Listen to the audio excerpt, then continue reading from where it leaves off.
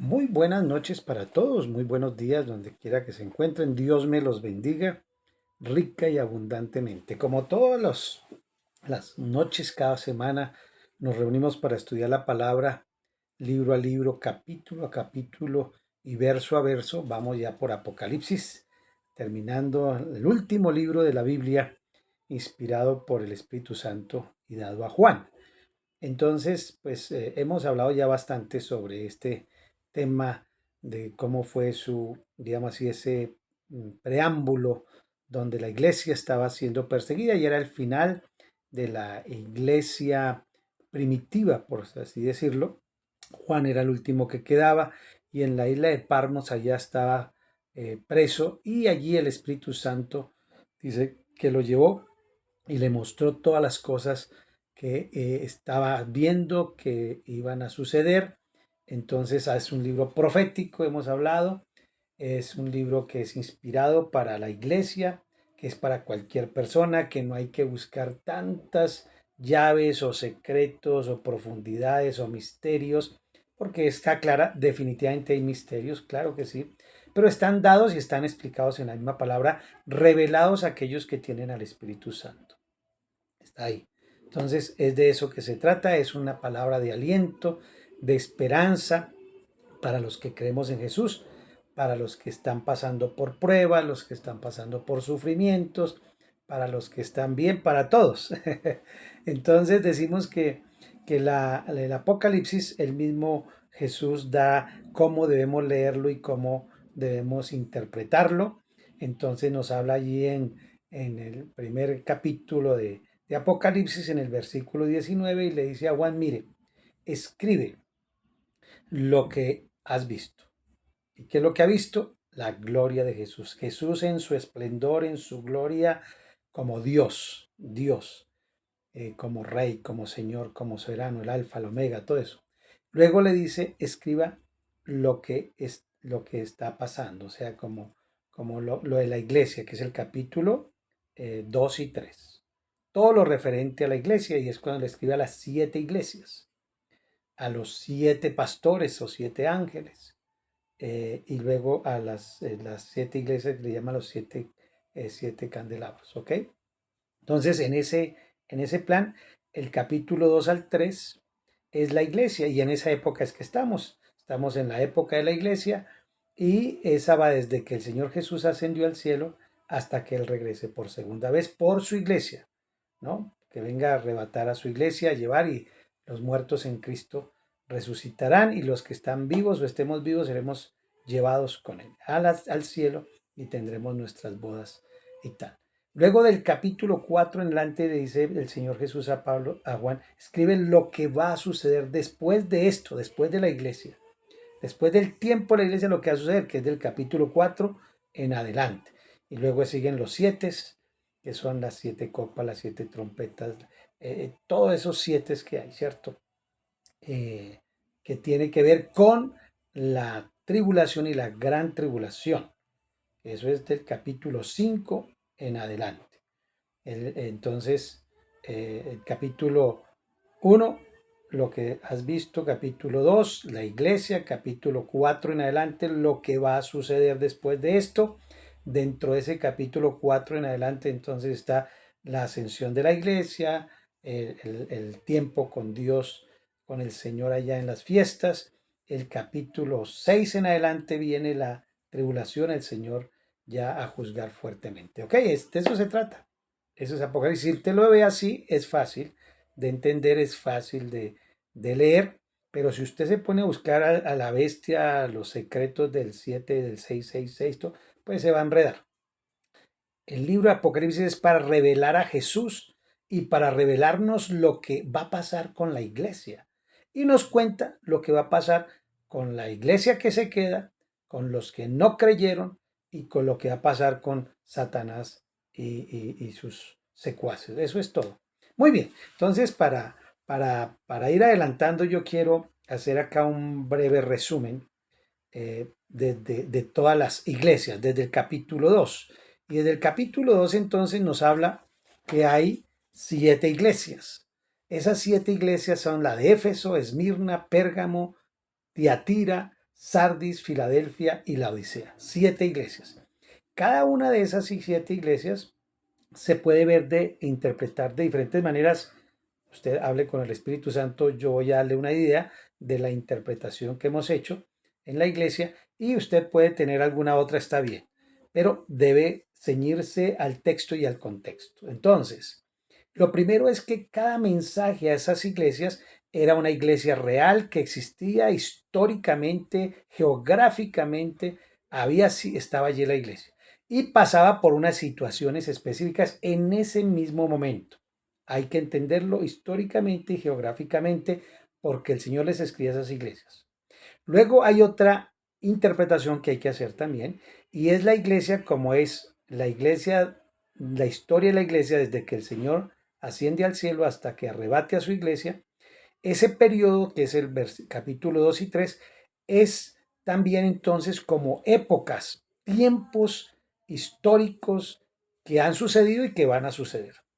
Entonces hablamos, por ejemplo, de que la iglesia de Éfeso, la iglesia de Éfeso, entonces tiene una característica que es la iglesia que va como del año que el Señor Jesús comenzó su ministerio, del año, digamos que ascendió al cielo, 31, hasta el año 100, más o menos puede ser una forma de interpretar que va por esas épocas. Voy a decirles estas y luego le digo otras que la gente o los intérpretes han dado y está bien. Desde que encaje dentro de la historia y el propósito de Dios está bien.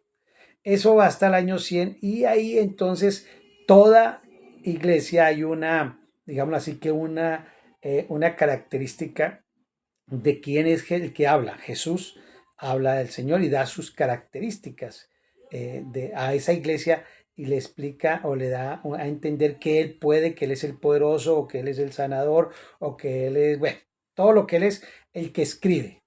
Y luego a quien escribe y le da 4 cositas, no a todas, pero a la mayoría. Una que es como ese atributo que tienen, ¿no?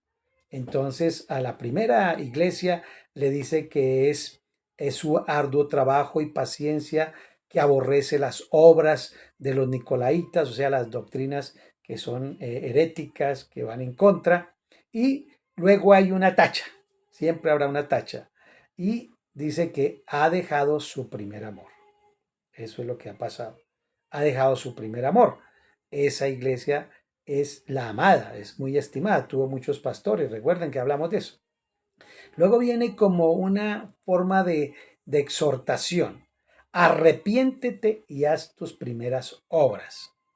Eso es para esa iglesia. Y luego habla que dice, y Jesús le dará de comer del árbol de la vida. Porque ellos tenían muchas cosas, trabajaban mucho, pero necesitaban entonces tener más vida. Y esa iglesia entonces tú la puedes aplicar a la iglesia como tal, pero recuerde que dice escribe al ángel, o sea, escribe a una persona. Esa persona representa a la iglesia, lógicamente, pero está escribiendo a una persona, a un pastor, a un líder, a un anciano. Está refiriéndose al líder, acuérdese eso siempre. Pero lógicamente que todos en el fondo somos sacerdotes, todos somos entonces responsables de una u otra forma. Es para una persona, para personalmente, para una iglesia, para un líder y para usted y para mí, para una persona. Hay que entenderlo de esa manera, de esa forma. Va usted a ponerle algo práctico, si no, pues chévere hablar allá de esas iglesias, de por allá, de ese tiempo. No, ¿cómo lo aplico a mi vida? Porque recuerde que dice en el primer capítulo que el que oye, el que lee y pone en práctica este libro le irá bien. Eso es lo que está diciendo. Entonces aquí el Señor Jesús habla de esta primera iglesia, que es la de Éfeso, y le da las 3 clases. Luego sigue la iglesia de Esmirna, y hablábamos de que Esmirna es una iglesia perseguida, es una iglesia que va desde el año 100, esa es una de las interpretaciones, más o menos hasta el año 315, 330, 313, bueno, por ahí, que es donde va la iglesia perseguida. Ahí está donde usted todas las películas de todos esos mártires que meten en el circo romano, los queman, los buenos los matan con los leones, la familia está dispuesta a morir. porque sabe que su salvación está asegurada. Eso es. Entonces, Esmirna igualmente también se presenta el Señor, quién es el que habla, a quién le habla, y dice al ángel, al pastor, al anciano, es a una persona. Va dirigida a una persona, pero vuelvo y digo, es aplicable para esa iglesia en ese tiempo, es aplicable para esa época que se está hablando acá, aunque ese tipo de iglesia también la tenemos hoy por hoy. ¿Eh? Estaba en su época y está hoy por hoy. Usted va a encontrar de ese tipo de iglesias todavía. Pero históricamente, como está hablando de que está hablando a la iglesia en ese tiempo de 2000 años, más o menos, porque dice que para el Señor un día es como 1000 años y 1000 años como un día. Calculamos que si es así, entonces se han pasado 2000 años aproximadamente desde que el Señor Jesús ascendió hasta ahora. Falta un poco de tiempo para los 2000 años.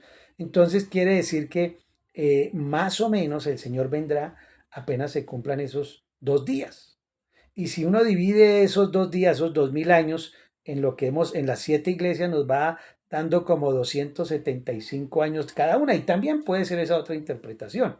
Esta que estamos haciendo es más o menos con las épocas y lo que vivió la iglesia históricamente. Entonces, esta segunda iglesia, que es la de Esmirna, entonces él le dice, habla el que murió y el que resucitó, pero a usted le digo, y le da entonces su visto bueno, sus tribulaciones y reconocimiento de su pobreza, pero realmente eres rica, porque espiritualmente soportaban, creían en el Señor, tenían fe.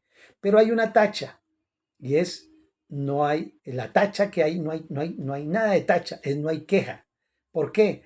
Porque no había de qué criticarle, entonces el Señor no les criticó. En la tacha no hay queja. Ahí es de las 2 iglesias no tienen queja entre todas estas 7. Y luego le da una recomendación, sé fiel hasta la muerte y yo te daré la corona de vida. No sufrirá daño de la segunda muerte, ese es el regalo. Mire, yo quiero que entienda esto. El Señor le está hablando por medio de Juan a la iglesia, a los escogidos, a los que creen en el Señor Jesucristo. Y de entre los que creemos en el Señor Jesucristo hay de todo este tipo de personas y de todo este tipo de iglesias, pero son las iglesias del Señor.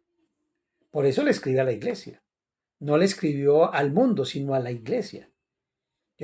Tiene que tener en cuenta que aunque aquí muchas veces el Señor habla fuertemente, le está hablando a sus hijos, le está hablando a su amada, a su novia, entonces a la que Él salvó y dio su vida por ella. Por eso hay este tipo de exaltación, de llamado de atención, de ese reconocimiento y del premio, ¿no? Porque muchas veces si usted va con otro criterio puede creer que el Señor mintió al decir que nos iba a dar vida eterna, que Él no se arrepentía, que iba a estar con nosotros eternamente y para siempre. Entonces, tiene que leerlo con ese contexto de lo que el Señor Jesús prometió, ¿no? Entonces, vamos a ver, usted, vuelvo y digo, si usted tiene otra forma de verlo, interpretarlo, allá su problema. Yo le voy a dar la que nosotros en la iglesia, por el estudio que se ha hecho y todo lo que hemos aprendido, pues hemos resaltado la mejor forma, la forma más bíblica posible. Pero, vuelvo y digo, hay muchas interpretaciones y hay algunas que se enfocan tanto en esto que terminan creando una secta. Entonces hay que tener mucho cuidado. Por eso tenemos que ir al texto con texto y siempre basado sobre el principio de que Dios es soberano, de que Dios prometió salvar a los suyos. Eso es con ese concepto y que es por fe y por gracia, no por obras. Ahí estamos, ¿ok? Entonces, muy bien, ¿qué sigue? Luego de ese capítulo 2 que estaba del 8 al 11, sigue la iglesia de Pérgamo y hablábamos que Pérgamo es una iglesia que la palabra tenía que ver como con perversidad, que se unió la iglesia con el gobierno. Y allá entonces hablamos de Constantino y que eso fue como desde el año 300 algo en adelante. Y ese tiempo va, según los que han estudiado, más o menos hasta el 600 o 500 algo, más o menos. Esa es la historia de lo que sucedió históricamente y geográficamente con la iglesia. Entonces aquí ya se acabó la persecución y la iglesia era libre. Es más, ser cristiano era lo in. Eso pasó. Y eso establecimiento viene el establecimiento del papado y entonces se une lo que es el gobierno con la iglesia. Ese matrimonio no ha dado buenos resultados. La gente, digamos que no era perseguida, ya no los volvieron a asesinar, a matar, pero entonces el Evangelio no creció voluntariamente, sino que era obligatoriamente, era obligado. Entonces, esa fue la época muy especial porque Constantino se volvió cristiano y eso se dice, no se sabe si fue verdad o no, pero de todas formas le dio. Entonces hubo un sincretismo. Entonces, las religiones paganas que tenían ídolos, dioses, los volvían para que no los fueran a hacer daño, les ponían nombres de santos o a la diosa Diana le pusieron María y a Júpiter y a Juno le pusieron Jesús para seguir adorando a sus dioses, pero que no los mataran. Ese es un sincretismo y lamentablemente esa unión entre la iglesia, el papado y el gobierno, eso dio pie para más idolatría y más cosas tremendas. Entonces, aquí a esa iglesia Jesús reconoce sus obras, porque si usted ve, hacen buenas obras, trabajan mucho, y donde mora nada menos que es el trono de Satanás. Mira, hasta esa iglesia de Pérgamo era donde estaba Satanás, pero retiene su nombre y no ha negado su fe. Y luego habla de la abnegación y luego dice arrepiéntete, pues si no, entonces Jesús vendrá a ti pronto y perderás contra ellos con la espada de su buena. Y luego viene como el premio, Jesús le dará del maná escondido, de la palabra de Dios, y no pierde esa piedrecita blanca que le va a dar un nuevo nombre, eso quiere decir intimidad. Luego está la de Teatara, la de Teatira o Teatira es lo como se pronuncia, y esa es la era de más tinieblas, ¿no? Le llaman así la era de las tinieblas. ¿Y por qué? Porque va desde la época del 600 más o menos, 590 y algo, es donde se establece el papado vaticano y entra el poder de la Iglesia Católica. Esta es la etapa de la Iglesia Católica donde ellos mandan sus soldados, donde ellos imponen la religión en todo el mundo conocido y se unen al rey o a los reyes para poderlo hacer. Entonces es la unión, ahí sigue la unión que venía, se une más y entonces se crea el Vaticano, es el papado y comienza entonces toman preso al Papa Pío y se da la herida mortal al Papa y bueno, hay una cantidad de cosas y todo ese tiempo, desde el 600 más o menos hasta casi, por decirlo así, como hasta la Reforma y un poquito más allá, es históricamente esta iglesia, la de Tiatira. Y es gobernada, es manejada especialmente por la iglesia tradicional católica. Eso, ya con todas sus cosas, luego eso ya lo vimos. Ahora lo que viene, estamos en el capítulo 3. Perdón, pero antes estaba la iglesia, perdón, ahora viene el capítulo 3 y entonces es la iglesia de Sardis. Entonces recuerda que hablamos ya de la iglesia católica, sus obras, todo lo que hacen, lo que impusieron, las cruzadas, todas esas cosas que se hicieron terribles, imponiendo la muerte a los judíos, muerte a musulmanes, todas esas cosas. Eso pasó porque estaba unido que el poder político con el poder del Vaticano. En los papados, ahí nació el papado, todas esas cosas, las indulgencias y tal. Pero entonces, para la época del protestantismo, se quiere llamar así, la reforma con Martín Lutero, Calvino y todos ellos, entonces viene como la revelación de la palabra. Y la palabra ya no era únicamente para los papas o para los que tenían ese poder, sino que ahora la podía tener todo el mundo. Y Martín Lutero clava las 90 y algo de tesis allá en Alemania. Y la Biblia se empieza a traducir en alemán y luego en inglés y luego en todos los idiomas. Y luego tuvimos la Biblia en español, la reina la Valera y todas esas, wow, chévere, pero son Biblias que fueron traducidas al español. Estas del español fueron traducidas por personas católicas que la tradujeron al español, para que ustedes lo sepan. Nosotros usamos mucho la Reina Valera, pero son iglesias, son traducciones hechas por católicos, que eso fue hermoso, impregnados por lo que hacía Martín Lutero y todo, ¿ok? Entonces ahí vino como, es otra época, y esa va más o menos hasta el siglo XVIII, hasta 1800 algo, por allá hasta el 50, 1830, al 50, más o menos esa etapa donde la palabra se expande por todo lado. Entonces aquí ya comienza esta parte donde dice, tienes unas pocas personas que no han manchado sus vestiduras y andarán con Jesús en vestiduras blancas porque son dignas. Esta es. Y luego dice, pero ¿qué tiene contra ellos? Tiene nombre de que vive, pero estás muerta. Tanto la Iglesia Católica, digamos esa época, continúa todavía.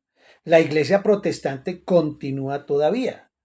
Es decir, la Iglesia perseguida también, ¿cierto? Está ahí, ¿cierto? Toda está ahí.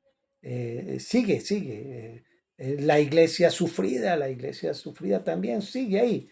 Pero digamos que las que se pueden evidenciar que de aquí, desde la iglesia, desde el año 600, la iglesia católica, la iglesia protestante y las que vienen, esas todas están actualmente en el mundo y las podemos evidenciar, se pueden ver. Hay la división histórica en tiempo, pero aún permanecen, ¿cierto? Y entonces acá, ya ahora sí pasamos a Apocalipsis 3, 1 al 6. Y eso sí lo vamos a leer acá. Yo paso acá mi Biblia para poderlo leer. Y aquí dice en la palabra de Dios. Vamos a leerlo, porque esto es importante. Todo lo que habla el verso a verso lo vamos a estar viendo. Y acá dice así, porque esto es largo, aquí ya lo encontré. Bueno, Apocalipsis 3, carta a la iglesia de Sardis. Entonces, escribe al ángel de la iglesia de Sardis. Otra vez vuelve la misma introducción que le dice el Señor a Juan. Entonces, el Señor ya hemos dicho que cuando habla de enviarle un mensaje a un ángel se refiere mensajero, es un pastor, es un líder, es el que está respondiendo por esa comunidad, a ese tipo de iglesia, a ese tipo de iglesia. Y eh, en esa iglesia hay algo importante. El dinero era una ciudad muy buena, llena de comercio y todas esas cosas. Entonces, era como un centro comercial muy importante, ¿no? Y así es la iglesia. Esa iglesia fue así. Entonces, es una ciudad conocida por sus lujos, por su buena vida. Eso es más o menos lo que pasa con ese tipo de iglesia. Viven muy bien, están muy bien fundamentadas. Si usted mira las iglesias que nacieron con la reforma, la iglesia presbiteriana, la iglesia luterana, ese tipo de iglesias, ¿no? Las bautistas, las eh, iglesias que nacieron a través de conocer la palabra, wow, son iglesias bien establecidas, bien puestecitas, muy organizadas, eso es una cosa espectacular. Eso es lo que...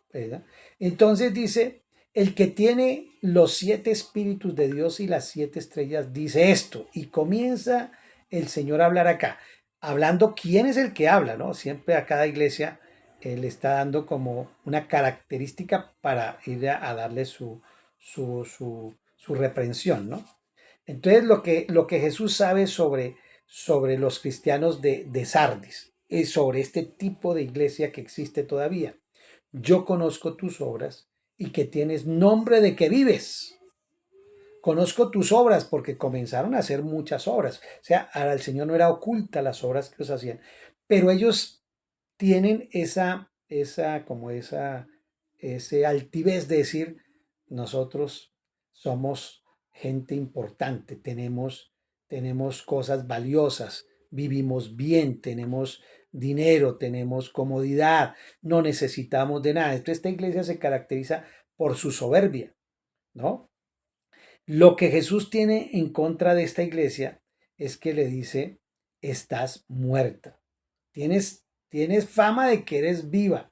Y mire ese tipo de iglesias. Son iglesias grandes, no hablo de estas tradicionales, sino de toda la iglesia que está marcada por esta época. Son iglesias que se creen vivas, que se creen que tienen de todo porque viven muy cómodas, pero realmente están muertas. Y como les decía, cuando uno va a Europa siente mucha tristeza ver ese tipo de iglesias. Son ya museos, ya eso se acabaron. Estás muerta. Esa reputación de que está viva realmente no sirve para nada porque Dios son de apariencia, son de mucha apariencia, pero realmente están muertas. Entonces, hay una batalla, hay una persecución también, ¿no? Pero no era la iglesia, eh, no era que la iglesia estuviera perdiendo la batalla, por lo contrario, crecieron mucho estas iglesias. Entonces, lo que Jesús quiere que haga la iglesia de Sardis es, sé vigilante y afirma las otras cosas que están para morir. Porque se creía que estaba viva, pero le quedaba algo de cosas buenas. No, no las deje morir, porque no he hallado tus obras perfectas delante de Dios. Son obras de apariencia, son obras para mostrar que ayudan, para mostrar que evangelizan. Son iglesias prósperas. Usted las mira y son iglesias muy prósperas. Entonces dice acá, acuérdate entonces de lo que has recibido y oído. ¿Qué es lo que recibieron y oído? El Evangelio de Jesucristo, el Espíritu Santo, la gracia, el poder, la palabra de Jesús. Toda iglesia que no se predique a Jesús, que no se predique de la fe y de la gracia, que no se predique del poder del Espíritu Santo, esa iglesia está grave, está a punto de ser exhortada como el Señor lo hace. Y es un hijo más, es un hijo más, lo ama, dio su vida por él, pero tiene que exhortarlo. Dice entonces, guárdalo y arrepiéntete. Arrepentirse es cambiar la forma de pensar, la forma de entender. Hay muchas personas que creen que porque están en la iglesia, gobiernan una iglesia y tienen cierto poder sobre las ovejas, se sienten con mucha capacidad. Además, que son iglesias que normalmente hablan de nuestros miembros, es tal empresario, tal actor de cine, tal político se congrega con nosotros, la cantidad de dinero que les llega, eso es dinero en cantidades, emisoras, viajes, iglesias que se abren, misiones, chévere. Pero entonces no están arrepentidas de ese orgullo, de sentirse muy seguras, se sienten muy seguras. De hecho, ese tipo de iglesia mira a los demás como brutos e ignorantes. Y le dice así, si no vigilas, si no velas, vendré sobre ti como ladrón y no sabrás a qué hora vendré sobre ti. Pero tienes aquí, paro acá este pedacito, ese tipo de iglesia no se preocupa por la venida del Señor. Ellos creen que ya el Señor ya, como que sí, como que no, como que es una fábula, como que se perdieron. Ellos no están preocupados por eso, no están preocupados. De hecho, tienen ese tipo de doctrinas donde el Señor sabrá lo que hace, Él tiene control de todo, Él es el que gobierna, o sea, y ellos tranquilos. Entonces dice, pero tienes unas pocas personas en Sardis que no han manchado sus vestiduras, que no han cometido pecado y andarán conmigo en vestiduras blancas porque son dignas. Manchar la vestidura tiene que ver con varias cosas, pero en la Biblia básicamente cuando se manchaba la vestidura era cuando se abortaba, cuando había un aborto.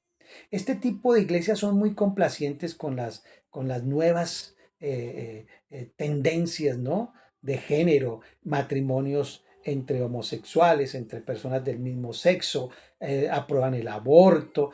Ese tipo de iglesias son muy frías, se creen sobradas y ellas prácticamente están de acuerdo con todo lo que el mundo dice, para que no las tachen, para que no las hagan a un lado. Entonces, por eso le dice, sé vigilante, no se queden ahí quietitas. Entonces usted ya puede mirar qué tipo de iglesias son esas, ¿no? ¿Qué tipo de iglesias es esa? Acuérdate pues de lo que recibiste y has oído. Debemos nosotros ahora aplicarlo a nuestra propia vida.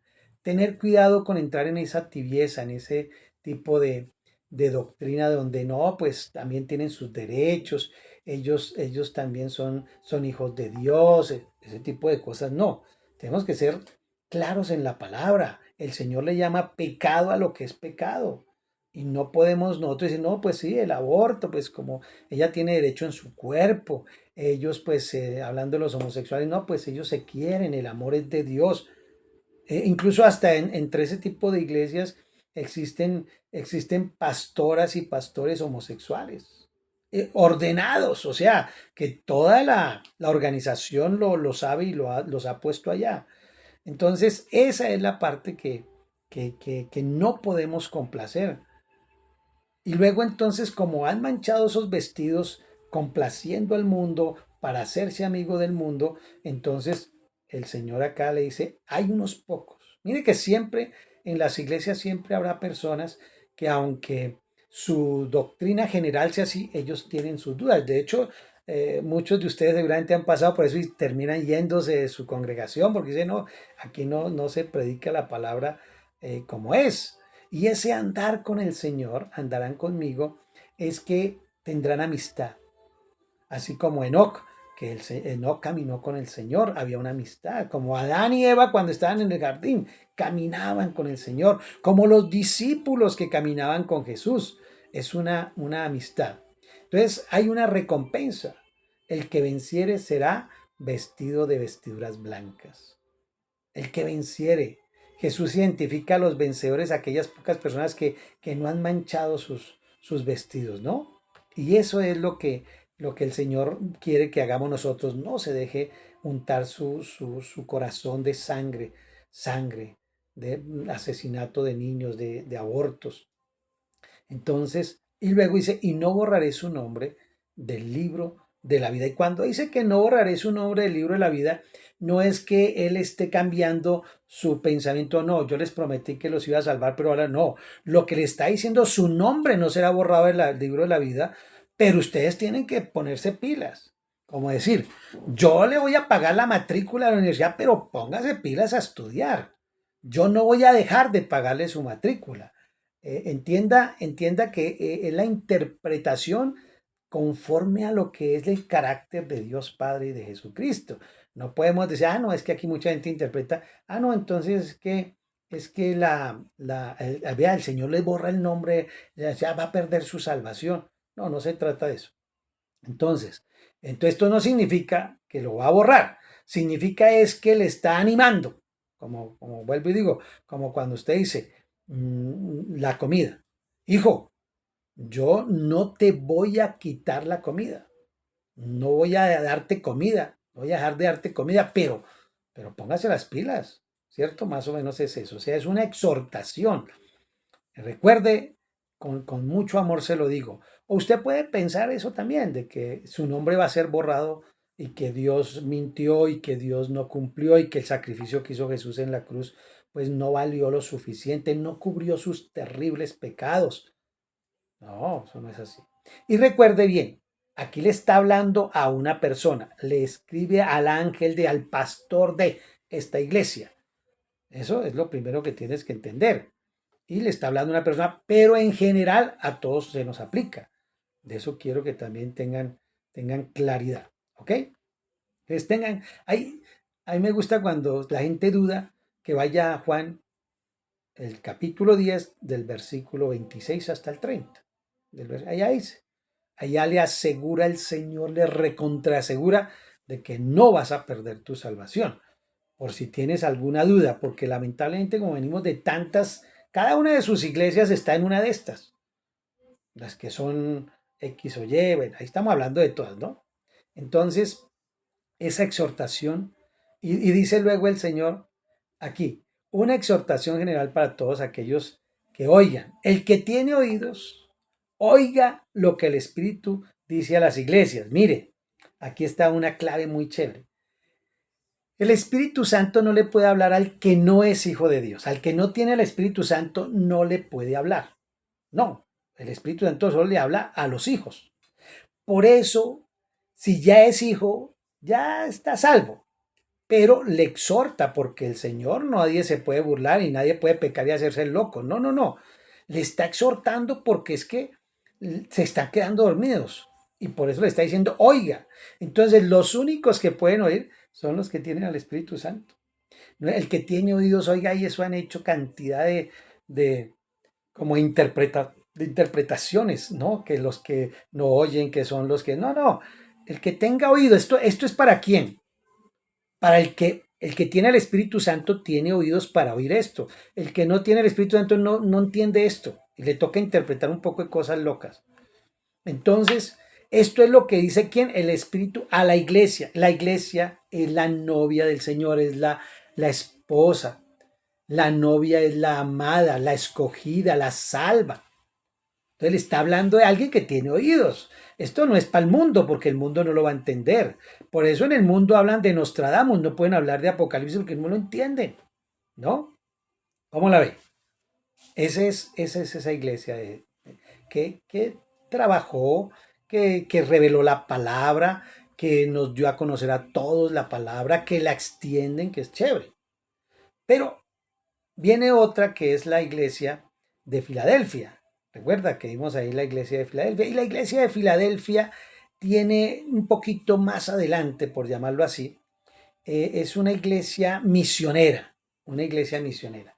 La iglesia de Filadelfia. Lo busco acá, que aquí tengo yo mi dibujito de la iglesia de Filadelfia.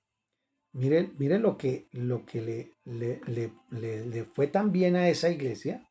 La iglesia de Filadelfia, que es más o menos del año 1800, después de la Reforma, lógicamente, 1830 al 50 más o menos, y va hasta al 1850, o sea, de 1830 como al 1850, 60, casi hasta el 900, donde la iglesia se extiende por todo lado. La obra misionera.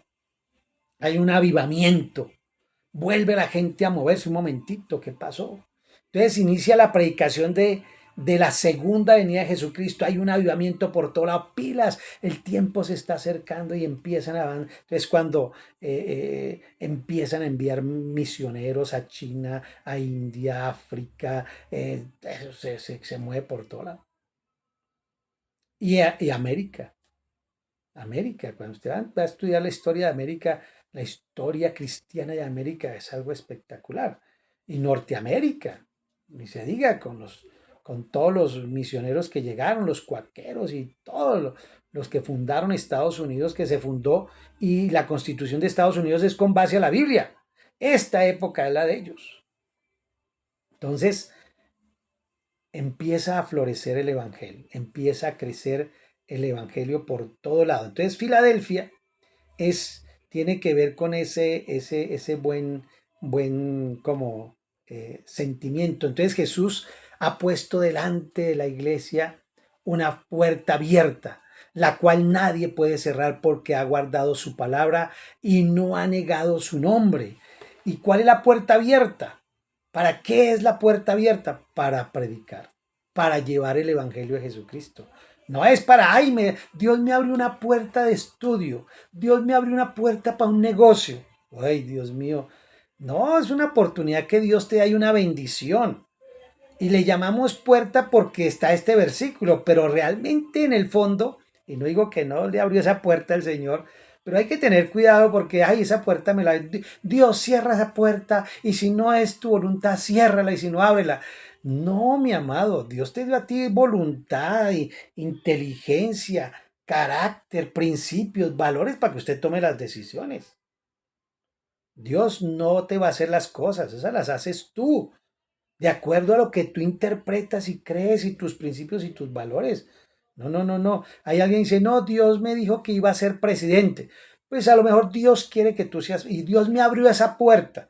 No, Dios te quiere que tú seas presidente o que seas agricultor o que seas celador. A Dios le interesa es que tú prediques.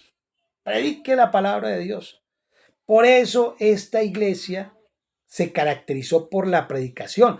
Claro, dice el Señor más bien, las demás cosas se las doy por añadidura. Busque primeramente el reino de Dios. No es que el Señor me abre una puerta de no sé qué. No, mano, por favor. Esa es una doctrina de la iglesia que estamos viendo anterior y de la que viene ahorita. No, no, no, no. Mire, contra esta iglesia de Filadelfia, que manda misioneros, que trabaja, no hay queja. No hay queja. Recuerda que hay dos que no tienen queja, ¿no? Esta no tiene queja tampoco. Entonces le dice como algo valioso, retén lo que tienes, o sea que la palabra, el evangelio, la predicación, esta es la época de los predicadores, de los evangelistas. Hoy por hoy hay también, pero aquí nació esa parte. Entonces recuerde los apóstoles cuando fueron a predicar, por todo lado predicaban. Pusieron a temblar nada menos que al reino de Roma.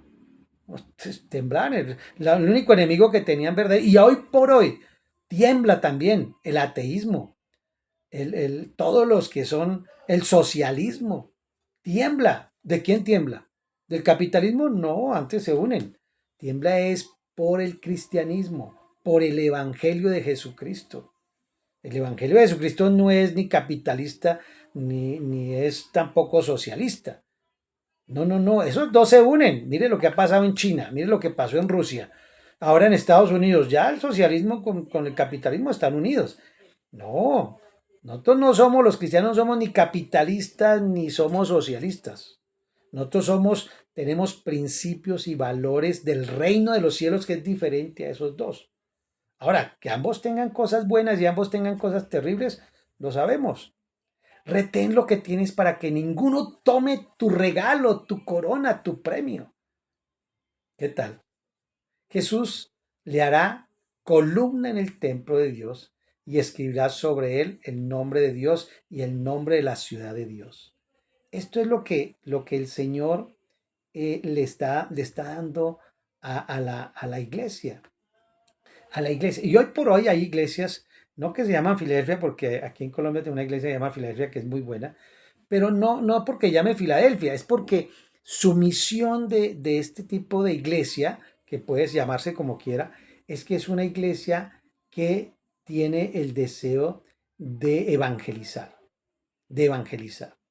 Ella quiere evangelizar, ella quiere entregarse al evangelio, ella quiere darle ese, ese regalo al mundo. Entonces recuerde, Filadelfia va del capítulo 3 del 7 al 13. Y habla así, escribe al ángel de la iglesia a Filadelfia. Esto dice el santo, el verdadero, el que tiene la llave de David. Y cuando habla de que tiene la llave de David era que David tenía a alguien que le encargaba la llave para ir al tesoro. Tiene la llave. Y aquí el tesoro es el evangelio. Y esa llave es para ir a sacar ese tesoro y irlo a entregar. El que abre y ninguno cierra. Dios cuando te pone a ti y te abre una puerta de evangelismo, entras. Hay países donde el evangelismo corre más fácil, hay países donde es más difícil, pero Dios abre esa puerta. Cuando Dios te da un negocio, cuando Dios te da una empresa, cuando Dios te da un esposo, una esposa, cuando Dios te da una carrera, es la llave para ir a abrir, llevar el evangelismo, para abrir una puerta. Esa llave es tu don, tu talento, lo que Dios te ha dado. Si eres empresario, si eres carpintero, si eres ama de casa, si eres una mujer política, un hombre en la política, si eres comunicador, cantante, deportista, actriz, lo que sea. Esa es la llave que el Espíritu Santo te da. Ese es el don, el talento para abrir una puerta que nadie puede cerrar. Y el Señor te lleva. Por eso el empresario gana empresarios, ¿cierto? El artista gana artistas. El que es, por ejemplo, comunicador, pues gana otros. El que es maestro, educador, gana muchos otros educadores y aparte de eso a todos los estudiantes. Hay que entenderlo de esa manera. No hay otra manera de entenderlo. Es de eso que se trata. Entonces el Señor comienza a hablar acá de esa Filadelfia, de una ciudad que tenía ciertas características que no quiero profundizar en eso mucho porque no es lo importante. Eso era importante porque tiene que ver, lógicamente, con las características de ese tipo de iglesia. Pero nos vamos a perder ahí un ratito, ¿no? Entonces ya sabemos, el remitente es el Señor Jesús de nuevo, el santo, el verdadero, el que tiene la llave de David, el que abre y ninguno cierra, el que cierra y ninguno abre. Ahí está, o sea, está hablando alguien que tiene poder. Eso se lo está diciendo. ¿Para qué? Para que ellos sientan confianza. Y luego le dice, y pondré la llave de la casa de David sobre su hombro y abrirá y nadie cerrará y cerrará y nadie abrirá. Ahí está. Esa es la llave que le está dando el Señor a esta iglesia de Filadelfia. ¿Para qué? Para que pueda ir a llevar el Evangelio. Cristo alaba a esta iglesia y le dice allá en el 3:8, yo reconozco tus obras, he aquí, he puesto delante de ti una puerta abierta, la cual nadie puede cerrar, porque aunque tienes poca fuerza, mire, esta iglesia tiene poca fuerza, has guardado mi palabra y no has negado mi nombre. No se ha puesto a decir, no, pues sí, yo no soy, yo no, va directo. Por eso es importante que cuando tú te presentes, en tu forma de hablar y todo te van a descubrir. Sí, yo soy un hijo de Dios, yo soy un cristiano. Claro que sí, estoy a sus órdenes. Antes uno, ay, pero ¿cómo les digo? Se pondrán bravos. No, tienes que no negar. Dice que el Señor no nos negará tampoco. Entonces, hay muchas puertas, vuelvo y digo, no quiere decir con esto que el Señor no le abra una puerta de estudio o de un negocio, pero en ese sentido no es que se refiere la interpretación. Es el Señor lo puede usar para llevarte verdaderamente. Hay gente que dice, ay, yo quiero ir a los Estados Unidos, ¿no? Que está bien. Yo quiero estudiar una carrera en no sé dónde. Yo le digo, bueno, ¿y para qué? No, no, es que es importante preparar. Para una persona sin preparación no tiene nada. Sí, está bien, pero no han entendido que todo eso que Dios les permite en la vida, talentos, dones, estudio, conocimiento, es para abrir puertas, puertas en cualquier parte del mundo. Entonces, Él abre esa puerta. Entonces, algunos creen que es la autoridad para abrir, para cerrar, para tumbar, ¿no? Pero no, no, no, realmente es una autoridad y le da poder para que pueda llegar a lugares donde nadie más puede llegar. Hay personas que solo pueden llegar al Estado y esas personas Dios las unge para abrir puertas en el Estado, en el gobierno, en los bancos, en las multinacionales, allá en el colegio, allá en la vereda. Se puede trabajar. De eso se trata. Entonces, aunque tiene poca fuerza, pero dice que has guardado mi palabra. ¿Y qué es guardar la palabra de Dios? Guardar la palabra de Dios es creerle, creerle a Dios. Cuando yo le creo, el Espíritu Santo pone en mí el deseo, el querer como el hacer. Creer la palabra de Dios es creer que Jesucristo ya pagó por ti, murió por ti, el justo por este injusto, el santo por este pecador, ¿no? Eso fue lo que hizo. Tú tienes que creer eso, no más, no más. ¿Tienes poca fuerza? No importa. Dile al débil, fuerte soy. Dile al débil, fuerte soy. Eso es lo que hay que hacer. Todo el que es débil, qué bueno que sea débil usted, porque el Señor, cuando dijo Pablo, cuando yo soy débil, Él se glorifica. Cuando usted se las da de mucho es altivez y no puede trabar el Señor. Guardar la palabra del Señor, guardarlos, proteger esa palabra, no mezclarla, no envenenarla, no meterle legalismos, no meterle otras doctrinas, no meterle cosas que no tienen que ver con el favor y la gracia de Dios. No mezcles, no mezcles, por favor, la gracia con con las religiones. No han negado mi nombre. Una ilustración del Antiguo Testamento que está en Ezequías, el rey de Asiria contra todas las ciudades fortificadas de Judá, allá en Isaías 36:1. Después de esto envió Jerusalén a otra persona llamada Ramsés, el principal general asirio, para decirle a Ezequías y a su pueblo que se rindieran. La situación era dramática. ¿Y sabe qué? rodearon todo y luego el Señor le dejó ver su poder y su grandeza. Ellos estaban débiles, no tenían con qué. Y el Señor, y tú vas a ver a Sansón, a David, a todos en momentos, a Pablo, a Juan, en momentos de debilidad. Y siempre ellos entonces estaban allí. Entonces, he aquí, yo tengo de la sinagoga de Satanás los que dicen ser judíos y no lo son, sino que mienten. He aquí, yo haré que venga y se postre a sus pies y reconozcan que yo te he amado. Recuerda que hay la sinagoga donde se la pasaba Satanás, pero aquí el Señor los va a exaltar. Él los va a exaltar.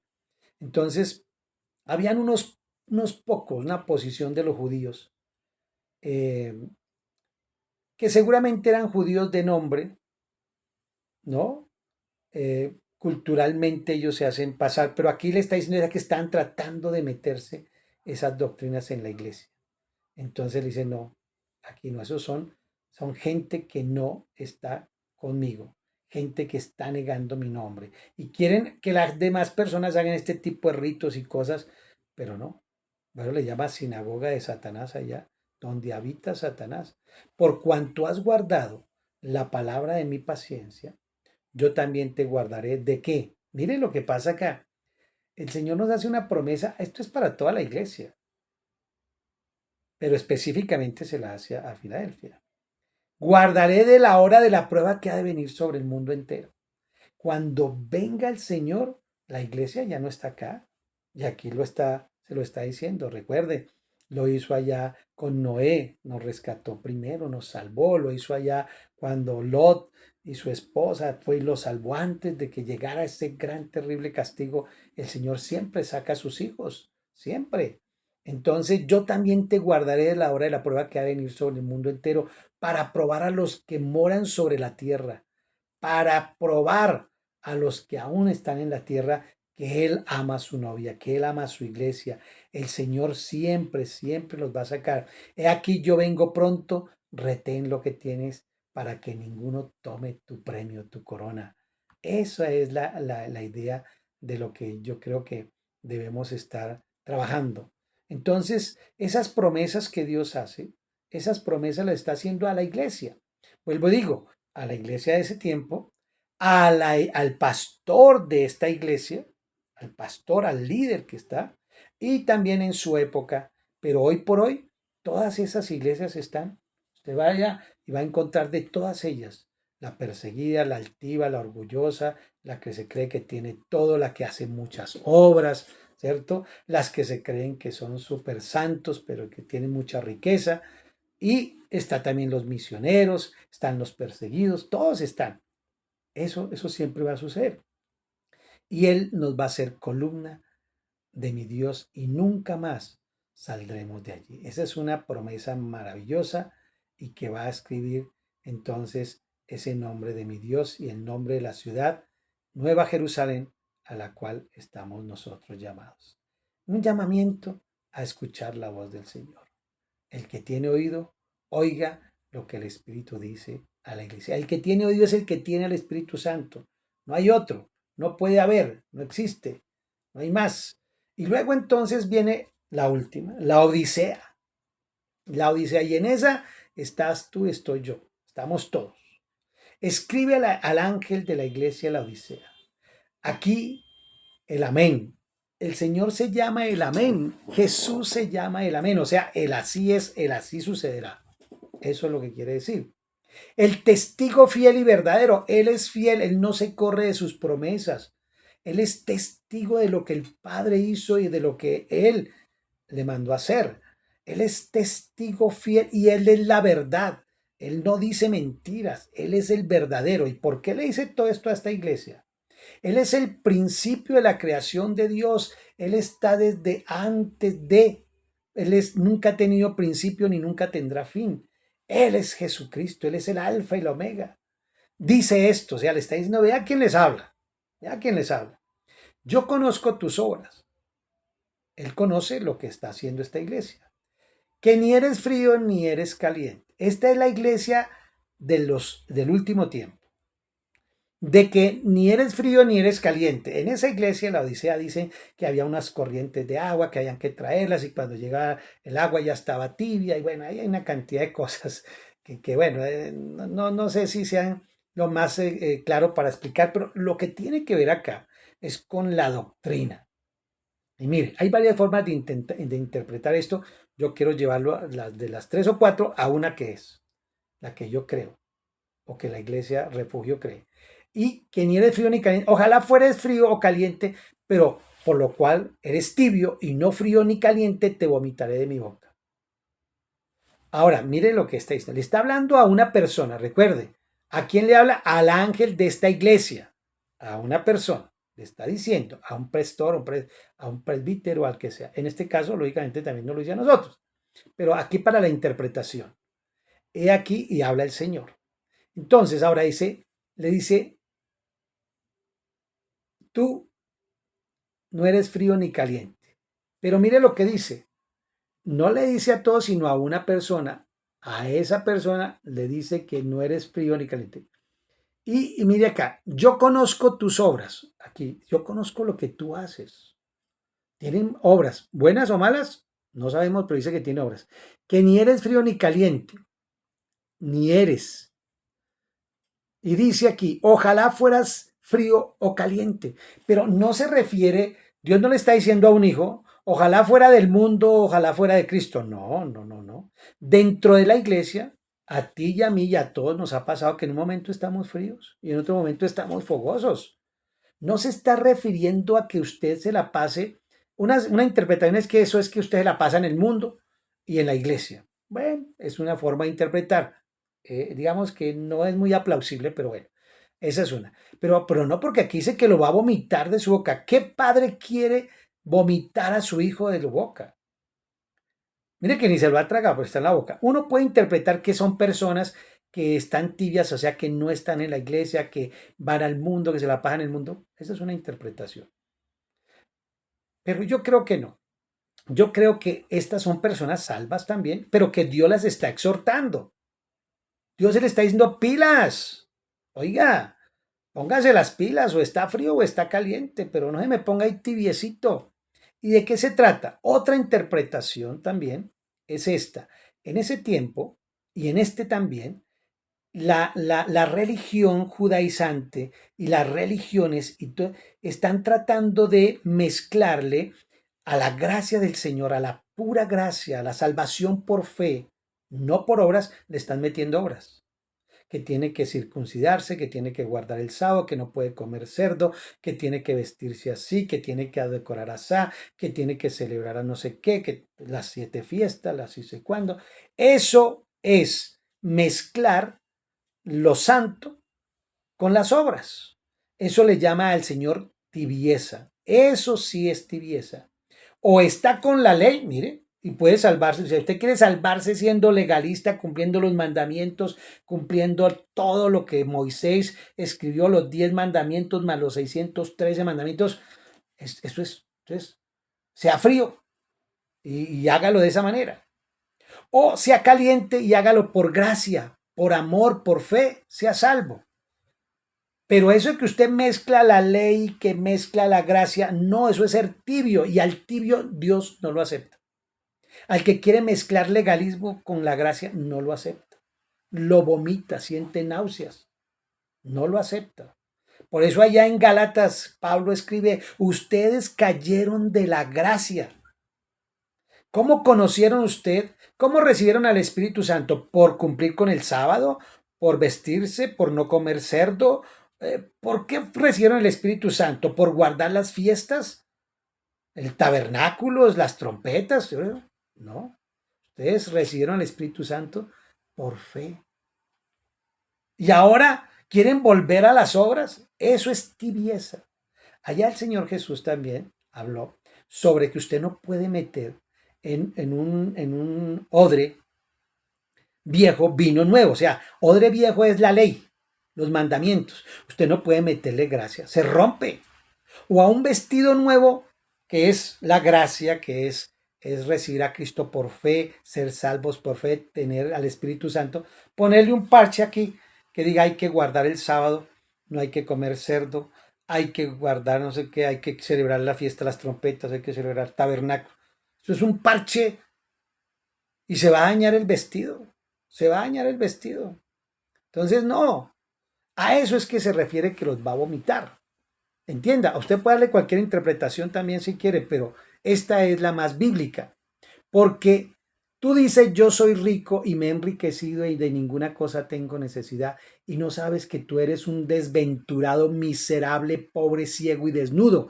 Ese tipo de iglesia son iglesias megas, son iglesias que tienen riqueza, se creen, mejor dicho, y ellos predican la prosperidad y predican que no les va a pasar nada y que todo va a ser bueno y que no sé qué. Eso le está diciendo. Esta iglesia, que es la última, es una iglesia que yo creo que nos toca darle con más calmita. Entonces vamos a dejar esta clase para después. Pero quiero que entiendan que esta es la última iglesia y vamos a tomarla con más calmita. ¿Les parece? Dios me los bendiga. Estudien por favor y léanse todo el capítulo 1, 2, 3 y ahorita el 4 porque vamos a empezar a ver lo que es el tiempo de la iglesia en el cielo. 4 y 5, tiempo de la iglesia, ¿dónde? En el cielo. Y vamos a terminar este capítulo, vamos a hacer una charla especial porque es muy profundo, es muy bueno y es la época en la que estamos. Es este último tiempo, esta es la iglesia del fin de los tiempos, de cuando el Señor viene por su iglesia. Así es de que los bendigo en el nombre de Jesús, que la paz, la gracia y el gozo de mi Señor esté siempre con ustedes.